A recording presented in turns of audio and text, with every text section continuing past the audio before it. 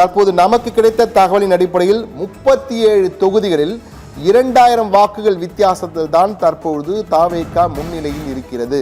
37 தொகுதிகள், ஒன்றல்ல இரண்டல்ல, 37 தொகுதிகளில் 2000 வாக்குகள் வித்தியாசத்தில் தான் முதல் 2 இடங்களுக்கான வித்தியாசம் இருக்கிறது. இது எந்த நேரமும் மாறக்கூடிய வாய்ப்பு இருக்கு. ஏனென்றால் இன்னும் கிட்டத்தட்ட 10 சுற்றுகள் மிச்சம் இருக்கின்றன. கிட்டத்தட்ட 10, சில இடங்களில் 11 இருக்கு, சில இடங்களில் 13 இருக்கிறது. ஆனால் குறைந்தபட்சம் 10 சுற்றுகள் பேலன்ஸ் இருக்கின்றன. எனவே 37 தொகுதிகளில் 2000 வாக்குகள் வித்தியாசத்தில் தான் அந்த முதல் 2 இடங்களுக்கான வாக்கு வித்தியாசம் இருப்பதால் இது எந்த நேரமும் மாறக்கூடும். ஆனால் மாறினாலும் பெரிய அளவு வித்தியாசம் வருமா என்று தெரியவில்லை. பொறுத்திருந்தான் பார்க்க வேண்டும். யாருக்கு எப்படி போகும் என தெரியவில்லை.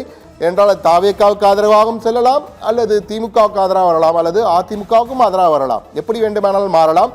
ஆனால் 37 தொகுதிகளிலே அந்த நெக் அண்ட் நெக் ரேஸ் நடந்து கொண்டிருக்கின்றதான் கூற வேண்டும். அந்த அளவுக்கு ஒரு பரபரப்பு இருக்கிறது. தற்போது தாவேகா 106 இடங்களில் முன்னிலை, திமுக 57, அதிமுக 71, தாவேகா 106 இடங்களில் முன்னிலை என்ற ஒரு வரைகளை, நமக்கு சிறப்பு வரைகளை வந்திருக்கிறது. அடுத்ததாக இதே போன்று மற்றொரு வரைகளையும் இருக்கிறது, அதையும் பார்க்கலாம். தற்பொழுது திமுக சென்னை மெரினா கடற்கரையிலே சென்று கொண்டிருக்கிறார்கள். தாவேகா 106 இடங்களுடன் பறந்து கொண்டிருக்கிறது.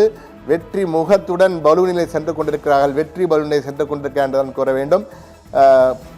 செங்கை பத்மநாபன் சார், இப்போ நீங்கள் பார்த்துருப்பீங்க இந்த முன்னிலை விவரங்கள். 30 இடங்கள் தான் வித்தியாசம் இருக்குன்னு. நீங்கள் பதில் சொல்கிற மாதிரி பார்த்திபன் கிட்ட கேட்போம். ஏன்னா பார்த்திபன் தொடர்ந்து ஒரு அரசியல் ஆய்வாளராக அதை பார்த்துட்டே இருக்காரு. பார்த்திபன், நீங்கள் பல தேர்தலை பார்த்துருப்பீங்க. இந்த 37 இடங்களில் 2000 வாக்குகள் தான் வித்தியாசம்.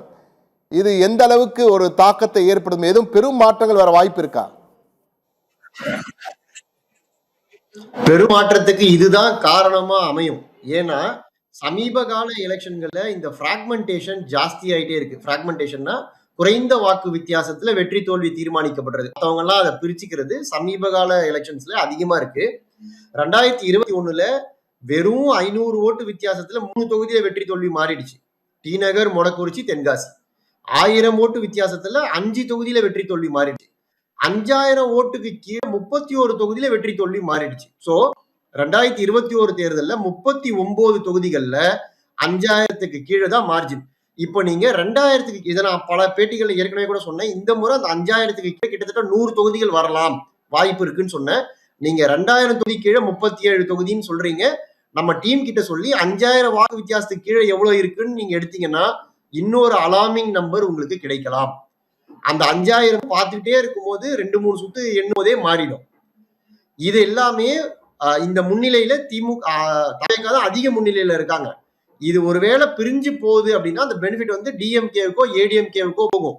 ஆனா இப்ப நம்ம பார்க்குற ரிசல்ட்ஸ்ல மக்களுக்கு இந்த ஆட்சி மீது கடுமையான அதிருப்தி இருக்குன்றதா இந்த ரிசல்ட்ஸ்ல இருந்து நமக்கு வெளிப்படுது. அப்போ இந்த 37 தொகுதிகளும் ஒருவேளை ஒரு 3-4 தொகுதிகள் மட்டும் இவங்க வச்சுக்கிட்டு மிச்ச கை நழுவி போச்சுன்னா அது அதிமுக பக்கம் போகிறதுக்கு தான் வாய்ப்புகள் அதிகம். அப்படி போனா சிங்கிள் லார்ஜஸ்ட் பார்ட்டியே டிவிகேவை விட ஏடிஎம்கே மேல வரதுக்கான சாத்தியங்களும் இருக்கு. தலைகீழ் மாற்றங்கள் வரக்கூடிய வாய்ப்பு இருக்குன்னு சொல்லியிருக்கேன். இன்னும் ஒரு 2 மணி நேரம் கழித்தால் நமக்கு முழுமையாக விவரம் தெரியும். செங்கை பத்மநாபன், இப்போ இந்த கருத்து கணிப்புகள்லாம் வெளியிட்டாங்க, எக்ஸிட் போல் வந்தது. எல்லாத்தையும் இந்த ஆன்டி இன்கம்பன்சி, அதாவது அரசுக்கு எதிரான அலை இல்லை என்பது போன்றே தோற்றம் இருந்தது. தற்போது அது வந்து காணல் நீர் என்பது நிரூபணமாகிவிட்டது. இதுல விஜய் மீது நம்பிக்கை வருவதற்கு என்ன காரணம் நினைக்கிறீங்க? இந்த அதீத நம்பிக்கை ஆன்டி இன்கம்பன்சிக்கு நீங்க ஒரு 8 காரணம் போட்டிருக்கீங்க. அந்த 8ம் உண்மை, 100க்கு 100 உண்மை. அதுதான் முக்கிய காரணம். அவங்க வந்து பண பலத்தையும் அதிகார பலத்தையும் கொண்டு அதெல்லாம் மறைத்து ஊடகங்கள் எல்லாம் தன் வசப்படுத்தி ஒரு மாய இது நான் குறுக்கிடுங்க பண்ணிக்கணும். ஊடகத்தெல்லாம் தன் வசப்படுத்தி என்பது இதெல்லாம் வந்து பாதிக்கப்பட்டவன் சார், அதுல பாதிக்கப்பட்டவன் என்ற முறையில சில ஊடகங்களுக்காக ஒட்டுமொத்த ஊடகத்தையும் குறை சொல்றது. இன்னும் நம்ம சேனலை பத்தி பேச வேண்டாம். அத்தனை சேனல்லையும் நான் போகும்போதும் அவமானப்படுத்தி ரொம்ப மட்டம் தட்டிலாம் பேசின நாட்கள்லாம் உண்டு கடந்த காலத்தில். அதெல்லாம் யூடியூப்ல செக் பண்ணிக்கலாம் நீங்கள். எங்களுடைய நமது உரிமை காக்கும் கட்சி தெளிவாக இருந்தோம். தமிழ்நாட்டில் ஆட்சி அடுத்து மாற்றத்திற்கான கட்சி தாவேகா என்று எங்களால் இயன்ற 2% எங்களுடைய கட்சியினுடைய உறுப்பினர்கள் ஏறத்தாழ 10 லட்சம் பேர். அந்த 10 லட்சம் பேர் 2%. இது நான் இப்போ சொல்லலை, பல நேர்காணலில் சொல்லியிருக்கேன், இதை நம்ம சத்தியத்திலையும் சொல்லியிருக்கேன். அந்த 2% வாக்கு தாவேகாவுக்கு நாங்கள் அளித்து இந்த வெற்றியை நாங்கள் எங்களுடைய வெற்றியாக கருதி தாவேக்கானுடைய வெற்றியும் எங்களுடைய வெற்றியும் நீங்கள் தாவேக்காவுக்கு அணில் போல உதவி இருக்கீங்கன்னு நினைக்கிறேன். உண்மை.